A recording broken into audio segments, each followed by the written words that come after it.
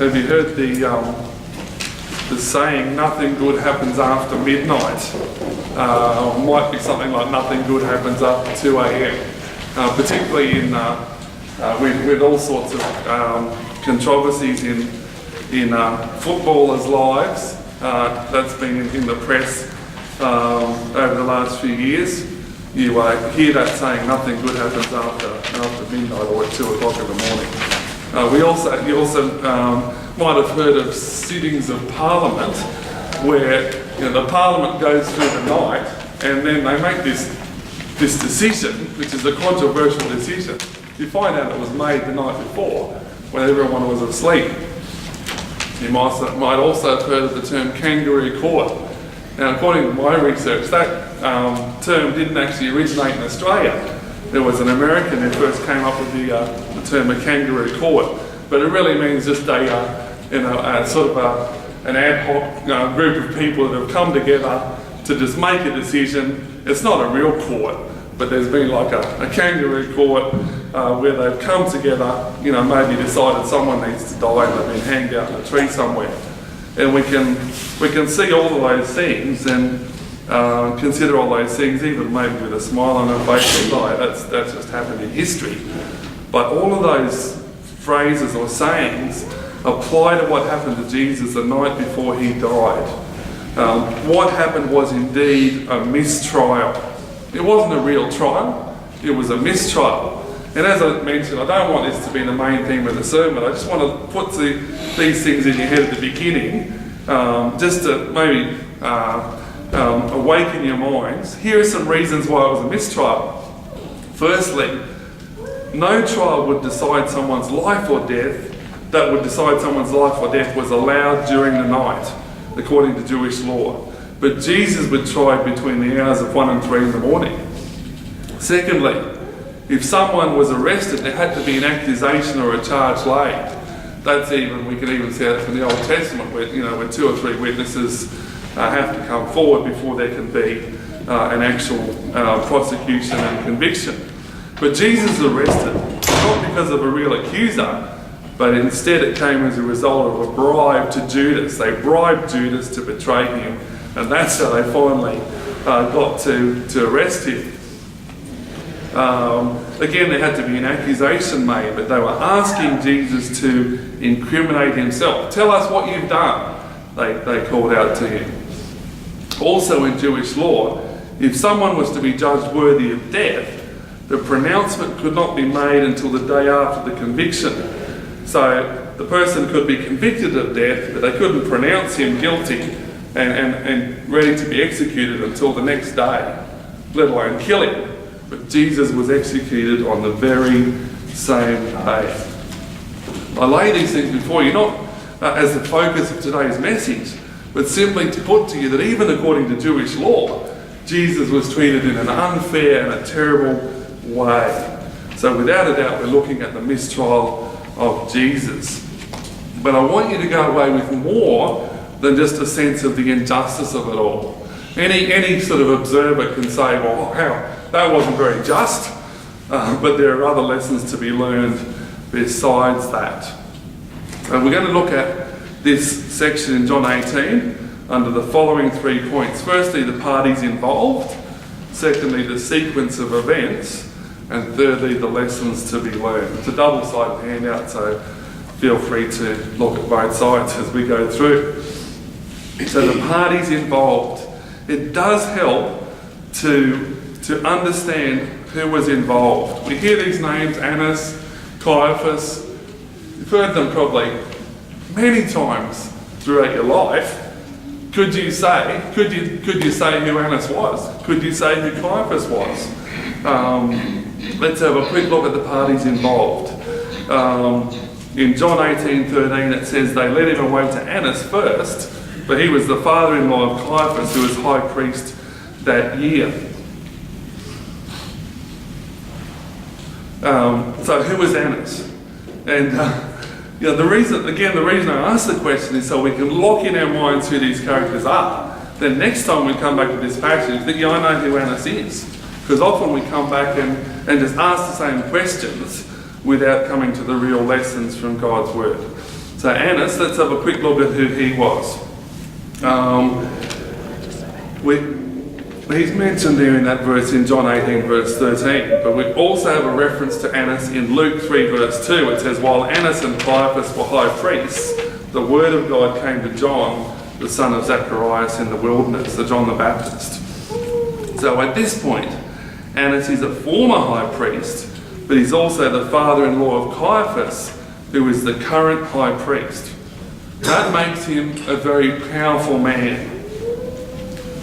It's important to know that even though the nation of Israel was under the rule of the Roman Empire, okay, so the Romans are ruling, but we still hear about the Jews, don't we? As if they're separate. In some ways they were separate because the Jews were given great liberty to live according to the principles of their own religion, provided it didn't interfere with the overarching Roman rule. They got the Roman government over the top, but underneath, the Jews are allowed to live according to their own rules.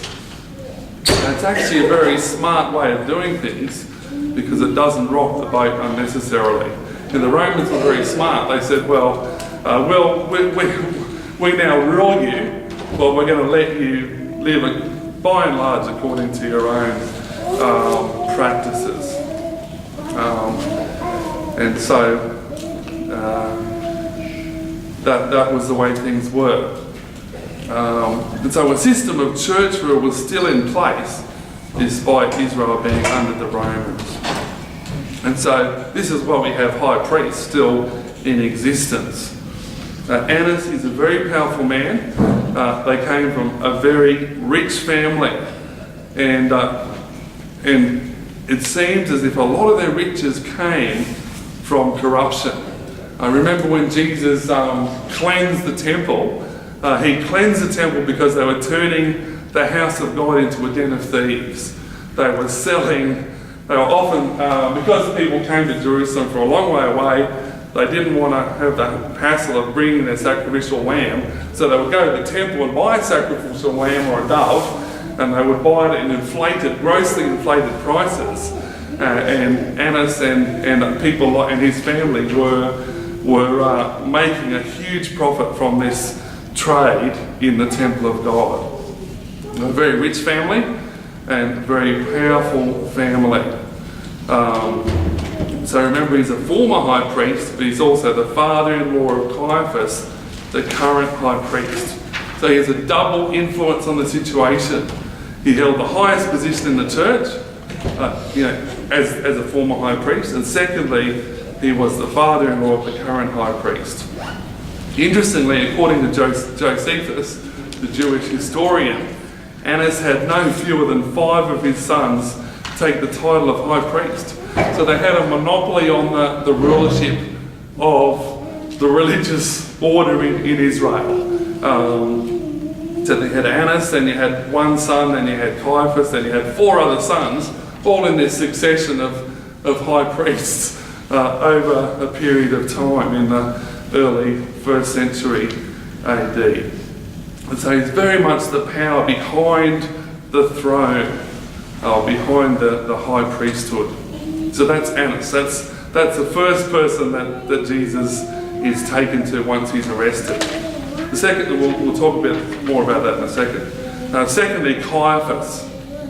Caiaphas, as we see in verse 24, is also there. In verse 14 it says, it was Caiaphas who advised the Jews that it was expedient or advantageous, it was a good thing that one man should die for the people. Caiaphas was a truly evil man. We came across him in John 11, where he promoted the idea that if they, the religious leaders in Israel, were seen by the Romans to be controlling unruly citizens, namely Jesus, they would save face and would have a greater chance of maintaining their current privileged position. It was all about power for him. It wasn't about right or justice or the glory of God. It was all about power and privilege. He was not a godly man, even though he was a high priest. That doesn't mean he was good. That's important for all of us to know. But just because someone's got the title of a priest doesn't make him a good man. Certainly not in this case. Caiaphas was evil. He'd been plotting Jesus' death for some time. Back in John 11, from that time on, he sought ways that he could kill Jesus. And as high priest, he's controlling the hearts and minds of the people to some extent. He had a perfect opportunity to do so. And when that opportunity finally arrived in the form of Judas, he wasted no time in following that through. We also come across, as we sort of filter through the things that were happening on the way to Jesus' crucifixion, his death on the cross, another group of people. We read in Mark 14:53. I think we read from Mark earlier, didn't we? Yes, we did. We read from Mark 14:53. They led Jesus away to the high priest, and with him were assembled all the chief priests, the elders, and the scribes. And so, if you look at your handout, Joel Sean explains those people. The elders acted as community leaders and judges. Again, you can have good elders and bad elders. The elders in this case acted as community leaders and judges. The chief priests were members of the high priestly families, or those acting with the authority of the high priest, while the scribes with whom Jesus argued were probably lawyers and judges. Scribe is usually someone who writes something down, but here they were lawyers and judges. While the scribes interpreted Jewish law, they did not make it, hence their conflicts with Jesus, who claimed authority over the law. So Jesus was saying, well, this is what the law says, and they're saying, well, hang on, we're the experts in the law. How dare you come and tell us how to interpret the law? And so we have this group of people, chief priests, elders and scribes. I draw attention to the group because as the night unfolds, they meet firstly as an informal group in the night, and then later, to formalise things, they meet as a formal court, which is the Sanhedrin, and that's our next party in the situation.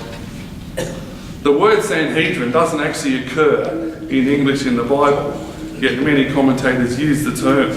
So where does the term come from? The term comes from the Greek, Synedrion, so therefore it is in the Bible. It's just not translated Sanhedrin. It just means it's translated council.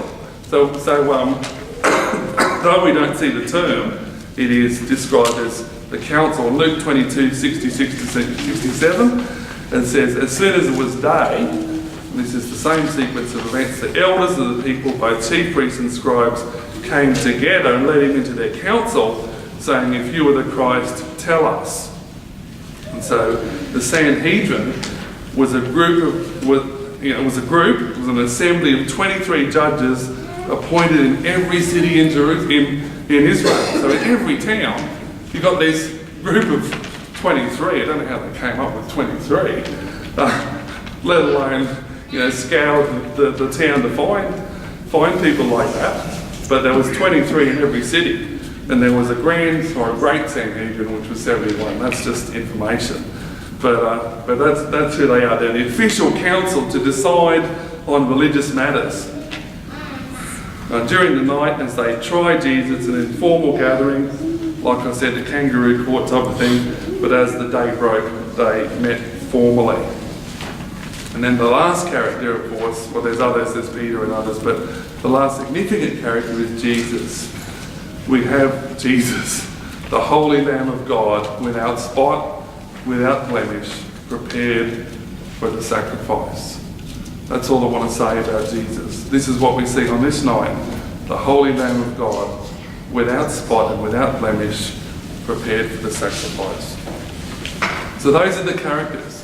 So I hope that you can lock those into your heads of who was Annas, who was Caiaphas, who is this group we call the chief priests, the elders and the scribes, and who is the Sanhedrin. We of course have heard of Jesus. But what happened on that night? How does the Lord's Supper hymn? 'Twas on that night when doomed to know the eager rage of every foe. That sums it up pretty well, doesn't it? The eager rage of every foe. Let's have a look at the sequence of events. What happened? Because the story is laid out in 4 different Gospels, it can be hard to decipher exactly what happened. But we need to note firstly that there were 3 different appearances before Jewish authorities, before Jesus even got to the Roman authorities. And we think of Jesus being tried, we think, yeah, Pontius Pilate. He was the bad guy, and he was a bad guy. And we think, oh, there's some other things happening. But there was 3 appearances before Jewish authorities, even before we get to the Roman authorities. Roman authorities we're going to look at next week. But this, just in this night, you know, after the Last Supper, after the prayer in Gethsemane that went on into the night, after the betrayal of Judas, as Peter's denying Christ, Jesus is appearing 3 times before 3 different sets of people. And if you think about it, Jesus was awake all night. It's not easy to be awake all night. If you're a shift worker, you know how hard it is. But if you're just watching a computer screen and saying, oh yeah, I'm falling asleep, I better wake up. Jesus wasn't just sitting there. He was going through tremendous trial in many different ways. And if you think of it, by the time he actually got to hang on the cross to that point, he would have been utterly, physically, emotionally, and spiritually exhausted. When he's betrayed by Judas, the first thing that happens, as I said, is he comes before Annas. You think, well, why? But that is what happened. They led him away, John 18 verse 13, they led him away to Annas first, for he was the father-in-law of Caiaphas, who was high priest that year. We're not told specifically why he was taken to Annas, but it has been put there in the Bible for a reason. The probable reasons for Jesus being forced to face this man, this powerful man, Annas, are as follows. It could have been as simple as Annas wanted to see Jesus. Okay, you've got this power behind the throne. Oops, I'm using that term, but he's the power behind the high priesthood. Who's going to be next? Well, it's son number 1, you've got to go. Okay, son-in-law, you have a go, keep the daughter happy. No. All right, son number 3, 4, 5, you're next. No wonder they say he's high priest that year. There were that many people to share the job around with, but they had to do it that way. But Annas, he might have said, well, I want to see Jesus. Let's see this trophy. Secondly, as I said, Annas still had considerable power and prestige. Therefore, it was strategic for this prize capture to appear before him. We'll get on side with Annas by taking Jesus to him. Again, the family connection. I don't want to be flippant. We all want to be on good terms with our father-in-laws and our mothers-in-laws. It's a joke if it wasn't. It's kind of funny if it wasn't so serious with regard to Christ. But Annas was Caiaphas' father-in-law, so it made sense for Caiaphas as the current high priest to do the right thing. So Jesus appears before Annas. Regardless of the reasons, this is what happened when Jesus stood being examined by Annas. In verse 19, it says, the high priest then asked Jesus about his disciples and his doctrine. Now, there's confusion over the term high priest. Well, hang on, isn't Caiaphas the high priest? But it seems that the high priest here is Annas. He's still referred to as such, even though he's retired. And you get teaching elders, ministers who, well, I'm retired, but I still like to be called reverend. So I'm not that type of person. I don't really care. I don't particularly want to be called reverend necessarily at all. I don't particularly want to be revered. But you get some who say, well, yeah, I'm retired, but you can still call me reverend. And so Annas is referred here as the high priest, even though he's retired. What does Annas ask him? The first question that he wants to know is he wants to know about Jesus' disciples and then his doctrine. In verse 19 it says, the high priest then asked Jesus about his disciples and his doctrine.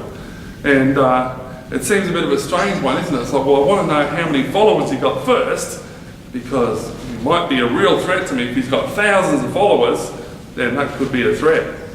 After that, secondly, he wants to know about the teaching. Interesting that Jesus ignores the first question. I'm going to tell you how many followers I've got and how many followers I will have in the history of this world. He doesn't say that at all, but he does acknowledge what he taught and how he's not going to justify himself in front of Annas. And because of that, Jesus, even though he's tied up, I mean, he's probably had his hands tied behind his back, is struck in the face and accused of insubordination. Kind of ironic, isn't it? Apart from being so sad, that Jesus is being accused of insubordination. Who do you think you are talking to the high priest? Who is Jesus? Alright, so he appears before Annas, then he appears before Caiaphas and all the chief priests, the elders and the scribes. And that's in chapter 18, verse 24. Then Annas sent him bound to Caiaphas the high priest. That's why people say the high priest in verse 19 is Annas. Because why would he send him to Caiaphas if Caiaphas was standing right next to him? And so that's the confusing part. But he's sent bound to Caiaphas.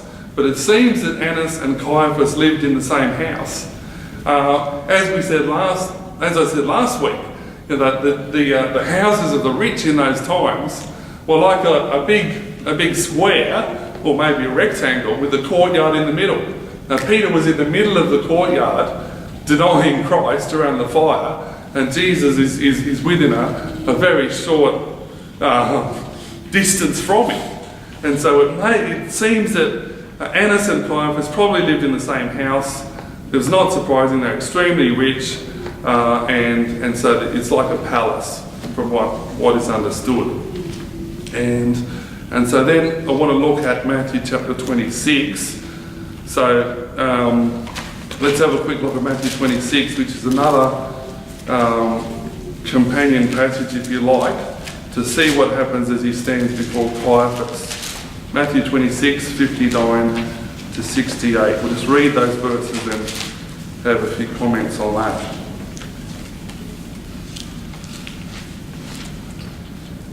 Matthew 26. We'll start at 57. Those who laid hold of Jesus led him away to Caiaphas the high priest, where the scribes and the elders were assembled. Peter followed him at a distance to the high priest's courtyard. He went in and sat with the servants to see the end. Now the chief priests, the elders, and all the council sought false testimony against Jesus to put him to death, but found none. Even though many false witnesses came forward, they found none. But the last two false witnesses came forward saying, "This fellow said, I am able to destroy the temple of God and to build it in 3 days." But as we read in the Mark account, even these witnesses couldn't agree. And so all these people are gathered together. We're going to try and get some evidence against this man Jesus to see if he's worthy of death. The reality is they've made up their mind anyway. Verse 62, the high priest arose and said to him, "Do you answer nothing? What is it these men testify against you?" But Jesus kept silent. Remember Isaiah 53. As a sheep before its shearers is silent, yet he opened not his mouth. He didn't stand there justifying himself, saying, "No, I'm the Son of God." He kept silent. The high priest answered and said to him, "I put you under oath by the living God. Tell us if you are the Christ, the Son of God." Jesus said to him, "It is as you said. Nevertheless, I say to you, hereafter you will see the Son of Man sitting at the right hand of the power and coming on the clouds of heaven." Then the high priest tore his clothes, saying, "He has spoken blasphemy. What further need do we have of witnesses? Look, now you have heard this blasphemy. What do you think?" They answered and said, "He is deserving of death." They spat in his face. They beat him. Others struck him with the palms of their hands, saying, "Prophesy to us, Christ. Who is the one who struck you?" Peter sat outside in the courtyard. These were the things that were happening to the Son of God even before the cross. But then we read that he's taken officially before the council in Luke chapter 22, as I read. As soon as it was day, the elders of the people, both chief priests and scribes, came together and led him into their council, saying, "If you are the Christ, tell us." It's okay, now we've got to make it official. You know, we've beaten him, we've slapped him, we've spat upon him and blindfolded him all night, or all this early morning period. Now we've got to make it official. We read later in that same chapter from Luke 22, "And they all said, 'Are you then the Son of God?' He said to them, 'You rightly say that I am.' And they said, 'What further testimony do we need? We have heard it ourselves from his own mouth.'" Mark 15 verse 1 talks about the whole council coming together, binding him, leading him away, delivering him to Pilate. And so that's the sequence of events that it just gets, it's from one trial to the next. He is suffering even before the cross.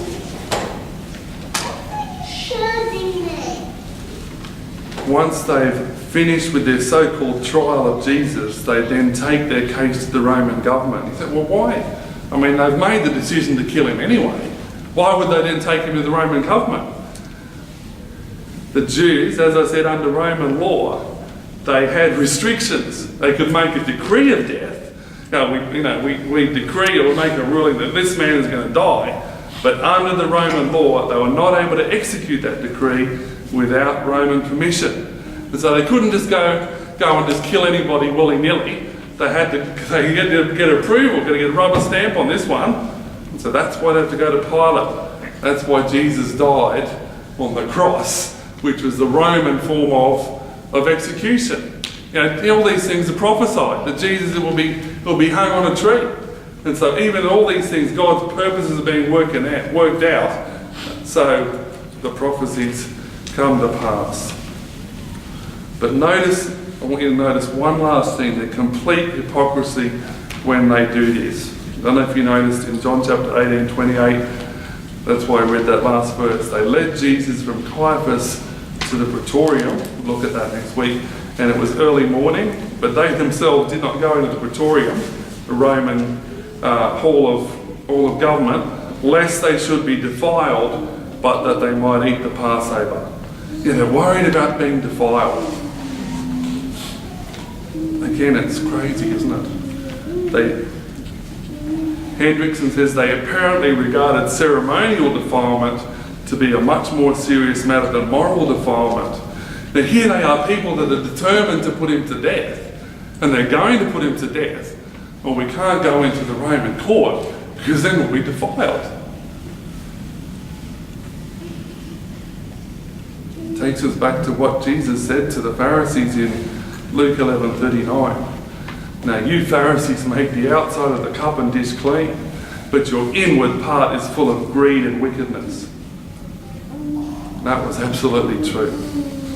They had just decreed that the Son of God should be put to death, and they're worried about being defiled by stepping into the house of a Gentile prior to partaking of the Passover. And so they're going to eat the Passover. We can't be defiled because, we've got a Passover to attend. What did the Passover represent?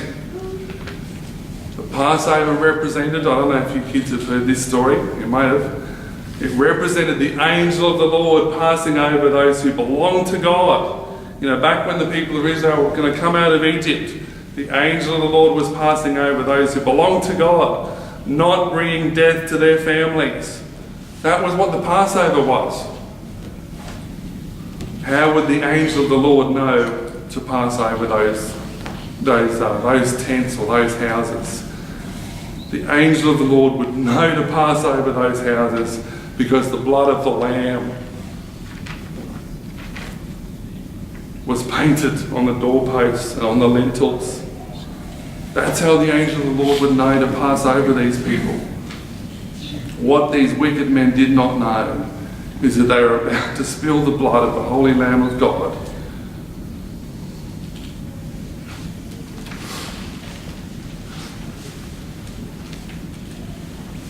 What they didn't know is they would have no right to use that same blood to shield themselves from the wrath to come. There was no Passover for them. Eating the Passover would bring no benefits to them whatsoever. And that's why in 1 Corinthians 11:29 it says regarding the Lord's Supper, "For he who eats and drinks in an unworthy manner eats and drinks judgment to himself, not discerning the Lord's body." Alright, for point 3 is the lessons to be learned. I don't want this to be just a cold lecture about the Roman rule at the time and the rights of the Jewish people and the high priesthood and how Annas and Caiaphas were really important. It's handy to know that information, but we have to learn more than that. There's many points that we could learn from this passage and this story. First one is this: always look at life through the lens of divine sovereignty. That's a bit of a tried and true Reformed lesson, isn't it? You have a think about it when you think of what Christ went through. Do you think that your life is hard? Have you had some tough times lately? To put it into perspective, think of the creator of the universe being tied with ropes, being spat upon, as he stood there with his hands tied behind his back, spat upon. Now, what's the first thing we do when someone, hopefully it doesn't happen to you very often, I've seen it happen, but if you get spat in the face, what's the first thing you want to do? Wipe it away. And here's Jesus, spat upon, he can't even wipe it away. Slapped, blindfolded and mocked. Tell us if you're so great, if you're the Son of God, tell us who slapped you. Accused of blasphemy against God by the very enemies of God. Having said that, it does put our life into perspective, that our tough times really aren't that bad. But having said that, Jesus still cares about his people, even when their perspective is a bit skewed or a lot skewed. Remember last week, despite Peter's terrible sin, Jesus still loved him enough to turn and to look at him, knowing that look would be one of the factors that brought great and lasting conviction of sin to Peter. That look was hard, but it meant that Jesus still loved him. I love you enough to want you to change, to want you to repent. As the physical, emotional and spiritual agony of that assault upon Jesus unfolded, what enabled him to go on? How could Jesus suffer such things? What enabled to go on? What enabled him to go on? It goes back to Matthew 1:21. She'll bring forth a son.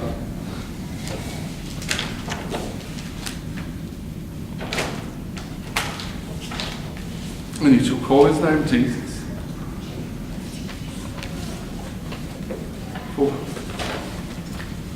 For he will save his people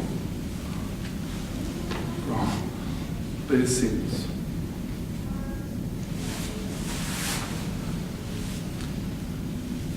Why does that make me emotional? Because that's what it's all about. He will save his people from their sins. That's what Jesus came to do. It goes back to John 6:38. For I've come down from heaven, not to do my own will, but the will of him who sent me. And that's what Jesus was all about. He didn't care about whether someone else had a newer car than him, or a newer horse or a donkey.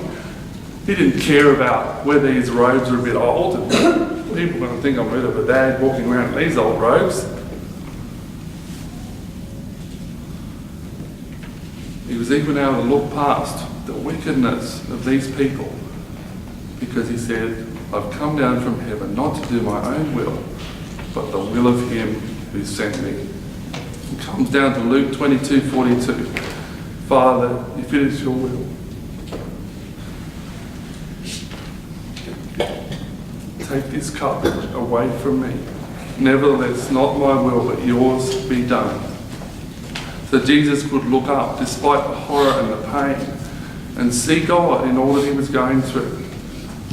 And when he saw God, he saw the plan of God, the will of God, the desire of God, the love of God, the mercy of God, the enabling power of God. And he could see that despite all that he was going through, God was working his purposes out. And though we are not the Son of God, we never will be. If we're God's people, we are sons and daughters of the living God. So we're not divine, but we're still part of God's family. So despite the pain, we need to look through the tears and the haze of confusion that comes when we're under trial and see God. Always look at life through the lens of divine sovereignty, because Jesus did. And he kept going because he knew that there was something that he had to do for God to be glorified.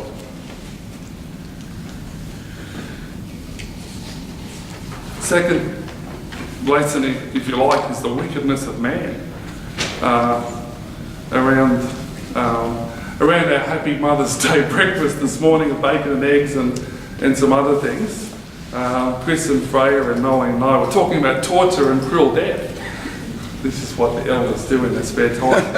But we're thinking, what drives a person to do wicked things? What does? We're all capable of wickedness. We don't want to admit it. But when we read these passages of spitting upon Jesus and slapping him and eventually putting a crown of thorns on him and watching the blood stream down his face and nailing his hands to the cross and watching him being lifted up and taking pleasure in these things, we should never be surprised by the wickedness of man. Let's not pretend that everyone's born good. Let's know that we are totally depraved. It's only that we're not utterly depraved because of the grace of God that stops us from doing what we're capable of doing. We should not be surprised by the wickedness of man, but we should still be horrified. It's an interesting balance, isn't it? We can't become desensitized. Well, I'm not surprised by that sin because we know that man is evil. Without God restraining hands, we would do terrible things. But we should still be horrified when we see evil.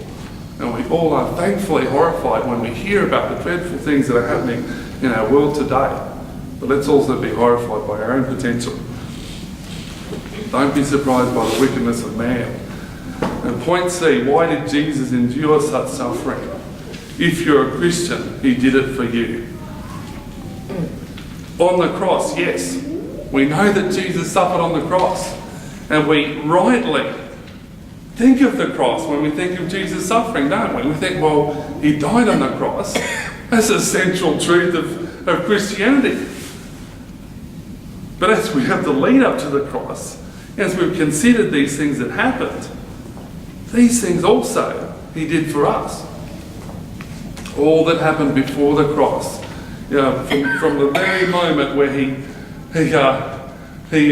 was born into this world of sin,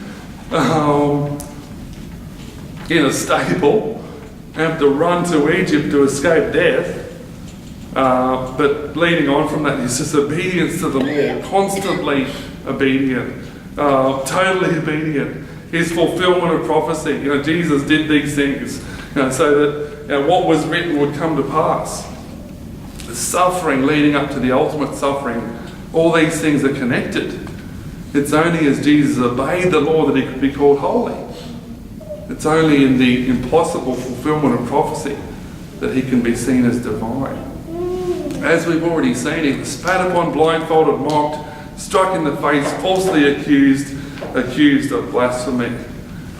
All of these things he did in the lead up to the cross, and though they're not the actual sacrifice or payment for sin, they're intimately connected. And so Jesus endured even these things for you. And that should humble us. and invoking us or provoking us a feeling of great gratitude that he did it for me. If you've yet to find faith in Jesus, we're about to close. If you've yet to find faith in Jesus, ask yourself, why would anyone in their right mind endure such humiliation, such shame, such pain, for no good reason? Why would someone do that? Unless what the Bible says and what all these Christians say about Jesus is true. Consider these things while there is still time. Amen.